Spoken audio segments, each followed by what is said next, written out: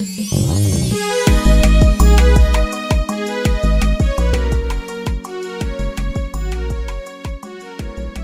if the key to combating climate change lies within our own communities? On May 24th, Mombasa County united to tackle the global challenge of climate change.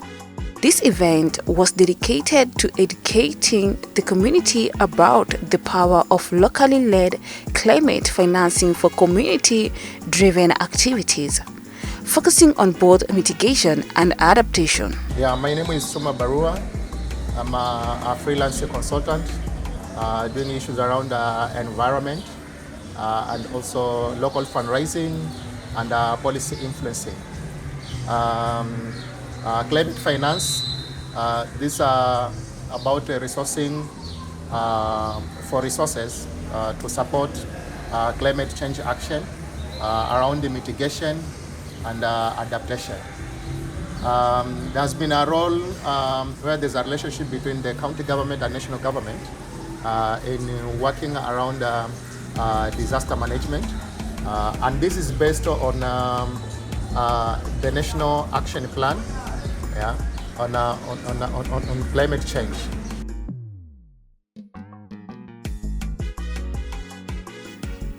Supported by the Financing Locally Led Climate Action Program, FLLoCA, the initiative underscores the importance of grassroots involvement in creating sustainable solutions tailored to local needs.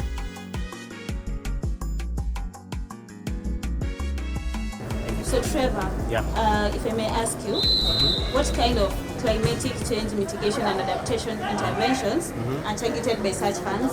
Oh yeah, so if you check, like of late, we've been seeing very many things that are happening that are caused by climate change. I mean, yeah, like in Kenya there have been floods. So I think basically the funds are there to help us, so that you can come up and have proposals that can really be of good help when it comes to counter-checking with these impacts. Thank you so much.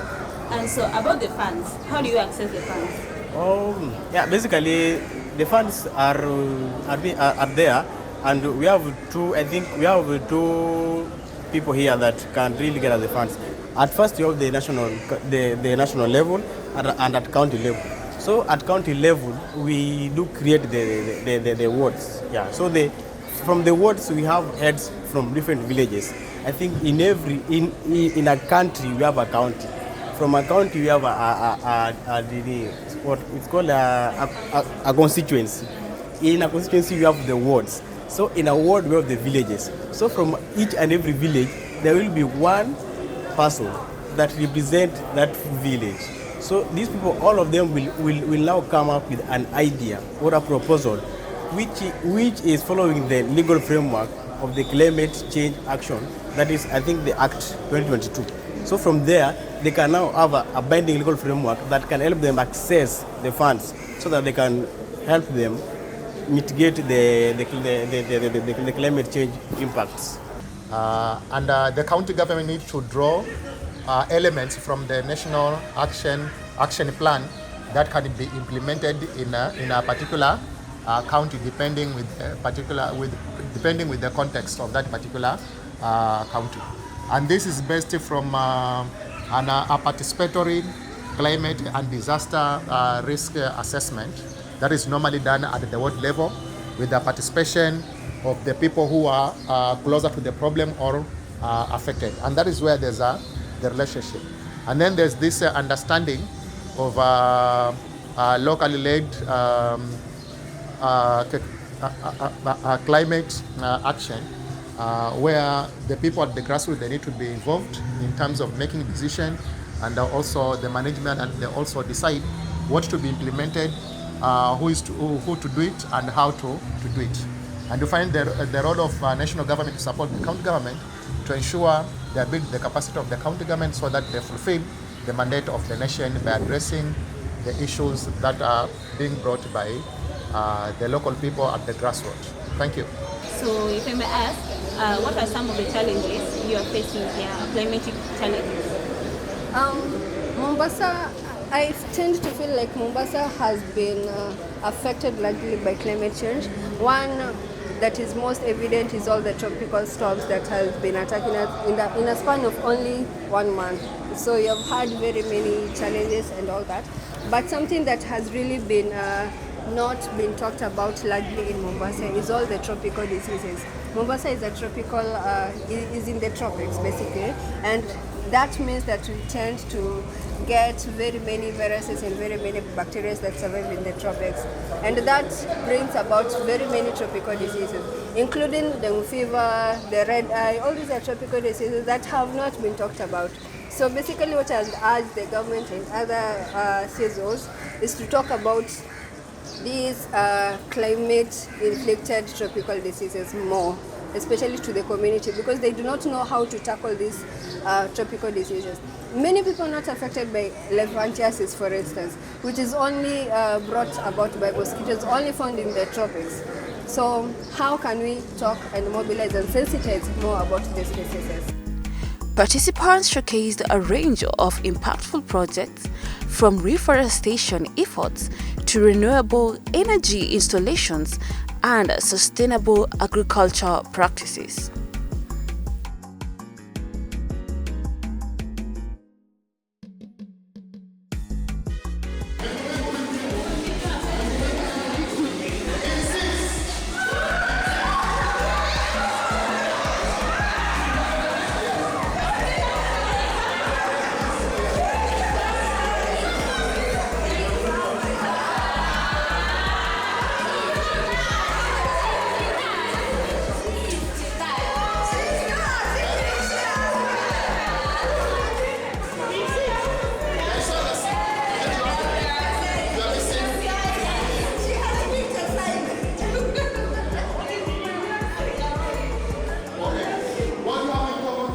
As the event concluded, it was clear that the collective efforts of the Mombasa community, supported by FLLoCA, is paving the way for a more resilient and sustainable future by investing in locally led initiatives.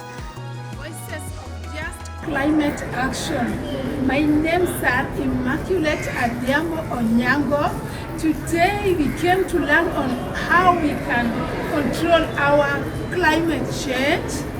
We've learned on how we can plant trees, how we can plant food trees, and so many other things which will make our climate be the way it was before. As now we have to stop floods, we have to change the climate by talking to communities about how to manage the climate by not polluting the air, because if we have a lot of biogas in the air, then the clouds will be heavy. So we have to plant more trees which can consume carbon dioxide. In fact, we have learned a lot, and thank you for our teachers who have hosted us today. Thank you. Today's sessions was really apprehending, it was really exciting and very impactful. For one, I've learned more about the FLLoCA Fund, because it is one thing to only know it exists, but it is another to know how you can access it, the eligibility criteria. So all that have been learned during these sessions. And I've also learned more about adaptation and mitigation efforts on climate change, and a lot more about social inclusion and how it impacts climate change efforts. We have been very lucky to be in the training of the FLLoCA, that is Financing Locally and Climate Action. And it was a very, very good one. Yeah, a very, very good training. And I've really learned a lot. And from here, going onwards, I can now be a proud Kenyan and say that I can do everything that I want, and I can really check into the funds and how they are supposed to help us and how we are supposed to access them. Yeah.